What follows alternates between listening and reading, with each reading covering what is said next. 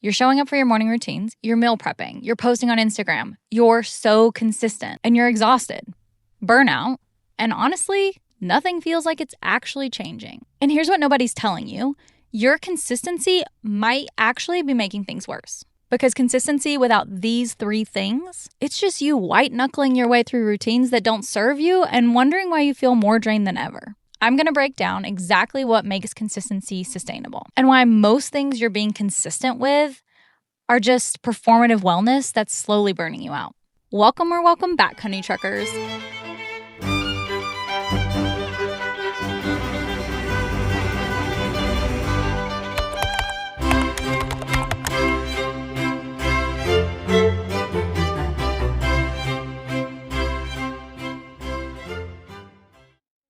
Let's just get right into it. And I'm going to be really honest with you here. This first thing is the primary reason I see most founders and creatives spinning their wheels and getting nowhere. Okay, so the real problem that you're having is not in being consistent or in having to-do lists to do, or even in checking things off of that list. The real problem is not knowing your priorities. Because until you know what your priorities are, then you can't be consistent with them. You're probably being consistent with something. And you're prioritizing something. But are your priorities that you're putting first the things that should actually be put first? Is being consistent with those priorities actually getting you where you want to go? And chances are you're just being consistent with what you think you should be doing, with what wellness or girl boss or business culture tells you to do. You're doing the 5 a.m. club because successful people wake up early. You're posting every day because the algorithm demands it. You're forcing yourself to go on runs when your body is begging you for a walk, you know? And so what actually happens is you end up being consistent with someone else's definition of success while completely ignoring what your body and life actually needs. Knowing your priorities means asking yourself, what season am I in right now? Not just literally, though that matters too, but in your life. Are you in a season of expansion where more makes more sense? Or are you trying to add 17 new habits when you're actually in a season of drawing in and conservation and reflection? Maybe your primary priority doesn't need to be having the perfect routine. Maybe it's actually just getting more sleep. Maybe it's not posting every day. Maybe it's actually creating a single piece of content per week that you feel really proud of, that you resonate with. And before you think I'm headed in some soft life, work-life balance conversation here, let's get one thing straight. I'm not telling you to just rest more or work less. I'm telling you to do more of what actually lights you up and lean into that. To stop micromanaging every little thing and trying to control the outcomes. To use the spirit of consistency, showing up for what actually matters. To put your actual priorities first and to put your to-do list down. Because here's the thing. When you're consistent with what truly matters to you, you end up doing more. You have more energy, more creativity, more momentum. Not because you're balanced, but because you've stopped wasting your life force on things that don't actually matter. Real consistency that serves you and your vision best means choosing what actually nourishes you over what looks good on paper. If your consistency feels like an obligation, you're being consistent with the wrong things. Which leads me to my second point, which is that you cannot be consistent with something that fights your biology. Full stop. If you're trying to force yourself to be a morning person when you're actually a night owl, you're going to spend every morning hating yourself, hating your life, instead of flowing with your actual energy. If you're forcing summer habits in the middle of winter, trying to be as social, as active, as on, your body is going to rebel and you'll probably end up sick.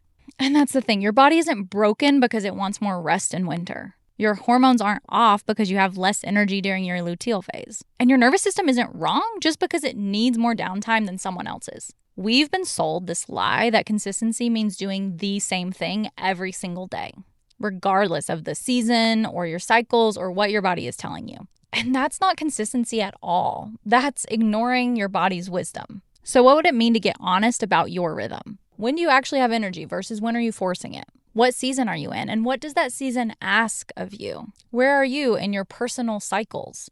And what does your body need from you right now? Remember, real consistency adapts. Fake consistency ignores reality and calls it discipline. This is the part that everyone misses and the paradox of things. The most successful people at consistency build in space to not be consistent because rigidity is gonna break.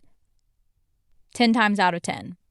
always. If your entire wellness routine falls apart and breaks because you got sick for 3 days, it wasn't sustainable in the first place. If you feel like you've ruined everything by sleeping in for one morning, you didn't have a system to support you. So what does this actually mean?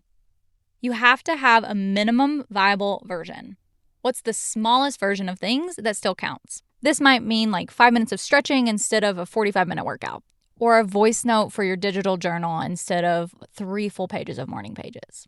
You can be successful at the things that fill you up and get what you need from it without it having to look a certain way. Your consistency doesn't have to look the same year-round, nor should it. Being consistently social in the spring and summer, but consistently cozy and introspective in the fall and winter, are both consistency. They just honor different energies. And come on, you've got to give yourself permission to pivot, okay?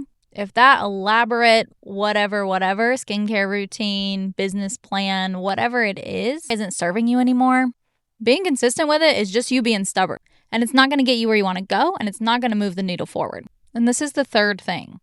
Real consistency has built-in flexibility for life to life at you. Flexibility isn't the enemy of consistency, it's what allows consistency to last. When it comes to building a business, working for yourself, or building the life of your dreams, you're only going to get there if you're adaptable. And that means letting your consistency be a long game. It's not about doing the same thing every day of the week. It's about getting really clear on your priorities and aligning your action with those priorities. It's about adapting to seasons and cycles as you need. And it's about honing a flexibility within the structures that you create. So here's your permission. You don't have to be consistent at everything. You need to be consistent with what actually matters to you. Your consistency is not about forcing yourself into someone else's routines. It's about showing up for yourself and your vision in a way that doesn't require you to abandon yourself in the process. So if you're exhausted by your version of consistency at the moment, that's really good data. Use it. Listen to it. And then be intentional. Choose your priorities, knowing that they can shift and change too. But what is most important to you right now? Honor your rhythm. Ask yourself, what season am I in and how can I meet myself here? And build in flexibility. Structure for structure's sake is just making yourself miserable. But structure that supports and allows fluidity and flexibility within it, that's the consistency we're looking for. If you can remember these 3 things and apply them to your life, then consistency gets to be something that builds the life of your dreams, not something that puts you in a box. And the more you lean into these tenets, the more personalized your life will become. And that's what you want, right? You're building something that no one else can, which means you'll have to get there in a way that serves you best. A friend of mine once told me that consistency is honesty. And for a long time, I thought that meant that in order to be honest, I had to do the same things in the same order, in the same way every day.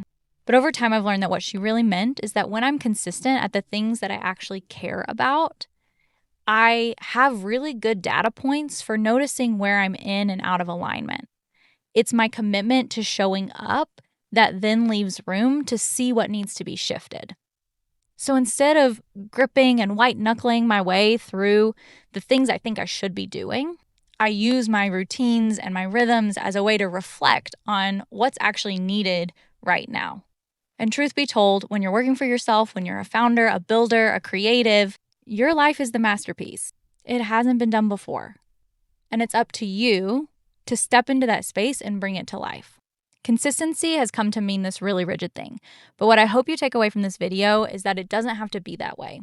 Your consistency can show you what's honest, what's true, and it can be built for you. If you haven't already, please be sure to subscribe to Honey Trucker, where we prioritize your sanity and your style with a practical and sustainable approach to intentional living and creative entrepreneurship. And be sure to comment below. Let me know what's one way that you plan to shift your consistency in a way that actually supports you and the vision that you're creating. And until next time, keep on trucking, honey.